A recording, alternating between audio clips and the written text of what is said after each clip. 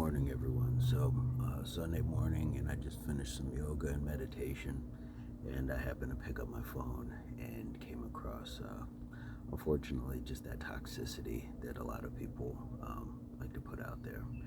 And it was a posting of gas prices, which we all know are high right now.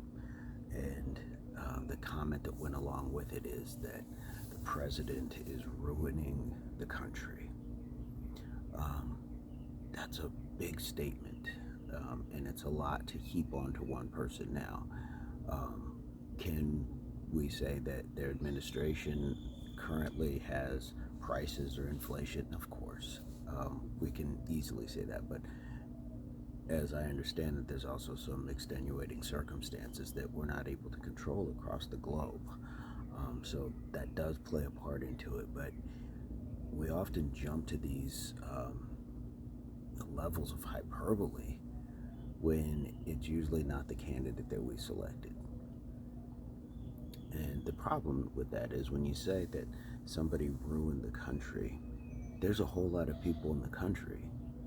So I understand while one person may be the face of the country at the time, we all play a part in what energy we put into the country, the world, humanity, and what part we play.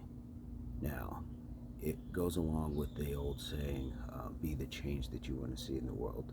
While we can't change the gas prices, you can certainly change your attitude about the gas prices.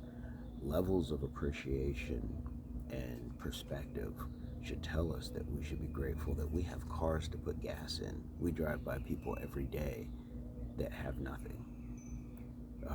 That you have a car to pull into a house or an apartment or some sort of living space, because again, we see people who have nothing. So there's levels of what we can show rather than it just being vitriol or disdain, because those seem to be default emotions for a lot of people, and their way of saying I'm displeased with the state of life. But your state of life is your control. Your control. We aren't forced to buy gas. It might make things harder in the long run to get places if we don't, use our car. But there is public transportation if that's a problem. In a lot of areas, it doesn't work that way, or it's not that simple.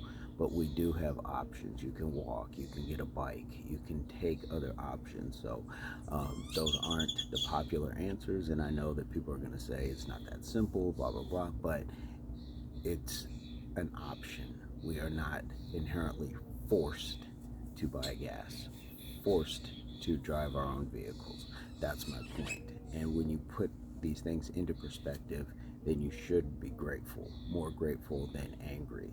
Of course, it's not convenient to pay more. It never is. Inflation is never easy. But those are just parts of life that we often have to deal with. And when you have certain luxuries, that's what it is. So I'm going to leave it at that. Hopefully, this gives a small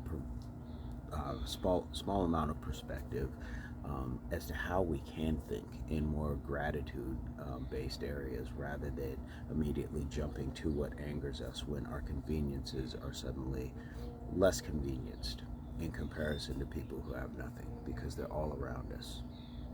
Peace, love, unity, solidarity.